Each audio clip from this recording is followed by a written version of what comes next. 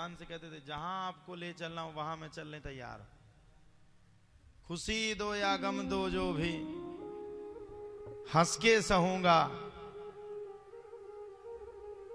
जहां ले चलोगे वहां मैं चलूंगा। सुखदेव बाबा वो वक्त थे भगवान के, सबसे ज्यादा स्नेह अगर सुखदेव बाबा किसी को करते थे तो भगवान को, सबसे ज्यादा अगर सुखदेव बाबा किसी को चाहते थे तो भगवान को। ये देखो प्रेम है, प्रेम की अवस्था है। किसको किससे प्रेम हो जाए, हाड़ मास के शरीर से प्रेम हो जाएगा तो वो तो गड़बड़ है जाएगा। आज इससे प्रेम, कल उससे प्रेम, स्थायी हो ही नहीं सकता। और अगर भगवान से प्रेम किए हो तो वो स्थायी है आपका, वो आपके साथ है हर वक्त, कहीं ढूंढने की जरूरत ही नहीं, वो आपके साथ है। कहीं भी देख लो, किसी मंदिर में चले जाओ, आत्मा के एक मंदिर है, उसमें कोई तुमसे छुड़ा नहीं सकता, वो तुम्हारी डायरेक्ट प्रॉपर्टी है। कई लोग होते ना प्यार के लिए, वो कहते अगर वो फलानी से शादी नहीं हुई तो मर जाएंगे, ढकानी से शादी नहीं हुई तो मर जाएंगे। अच्छा, उसके माता पिता तैयार नहीं होंगे तो बड़े परेशान होंगे, उसके मम्मी पापा तैयार नहीं हुए, अब बताओ कैसे होगा, क्या होगा, कैसे ब्याह होगा। दुनिया की समस्या उत्पन्न हो जाती है। लेकिन जब आप भगवान से प्रेम करोगे तो कहीं जाने की जरूरत नहीं, किसी से पूछने की जरूरत नहीं, वो तो आपके साथ है ना, आपके साथ खड़ा है, जहां आपको खड़ा करना वहां खड़ा है, हर स्थिति में आपका है, वो कहीं जाएगा ही नहीं। इसलिए सुखदेव बाबा नकली वाला प्रेम नहीं करते थे, सुखदेव बाबा असली वाला प्रेम करते। और किससे प्रेम करते थे सुखदेव बाबा? सुखदेव बाबा स्वयं साक्षात्कार भगवान से प्रेम करते थे। और इतना प्रेम, इतना प्रेम, इतना प्रेम जिसकी कोई सीमा नहीं। भगवान से अत्यंत अनंत प्रेम करते थे अगर कोई, तो वो थे सुखदेव। भगवान के लिए कुछ भी छोड़ने के लिए तैयार थे, वो थे सुखदेव। आज के आदमी से तो नहीं छोड़ी जाती है एक तौलिया, और क्या छोड़ेगा वो।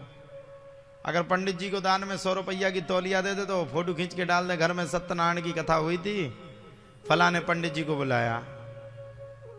शादी में सबके रेट फिक्स होते हैं। गार्डन वाला 20 लाख में फिक्स होता है, 20 लाख में आता है एक गार्डन वाला, 20 लाख, कहीं 30 लाख, कहीं 40 लाख रात भर का, मत रुकने का। 2-2 लाख के डीजे रहते हैं। नचने वाले भी किराए से मंगाए जाते हैं। दारू वारू पीते तो किराए के मानो, सबको बुलाया जाता है। अच्छा, सबरे नचते गाते, कहीं कुछ होता नहीं है। और सबसे बड़ा काम जो करता है उसको कुछ मिलता नहीं। सबसे बड़ा काम कौन करता है? पंडित जी। भावर कौन पड़ता है? पंडित जी। अच्छा, रात भर तो निकल जाती लड़ाई झगड़ा में, को पता चला दारू पी के सबरे लड़ पड़े भयंकर, एक दूसरे को सिर को फोड़ डालवे। और सुबह जब भावर पड़ने की व्यवस्था आती है तो देखो हर चीज विस्तारित है इस संसार में। डांस चल रहा होगा तो कोई बराती ये नहीं कहेगा थोड़ा शॉर्ट में कर लो यार जल्दी कार्यक्रम, नहीं नहीं नहीं, नच लो, नचने में कोई कमी ना रहे। साथ ही साथ में अगर डांस के बाद की भी स्थिति बता देता हूं। अगर फोटो खिंच रही होगी तो दूल्हा दुल्हन की आजकल वो कितनी, वो कौन कौन सी फोटो होती है हम तो जानते नहीं। एक्शन पोज, उसमें 2-2 घंटा निकल जाए कोई दिक्कत नहीं। सुबह जैसे अब ये सब नौटंकी करते करते रात निकल गई, कहीं कुछ हुआ नहीं। सुबह जैसे ही होगी वैसे पंडित जी को तुरंत डांट दिया जाएगा, पंडित जी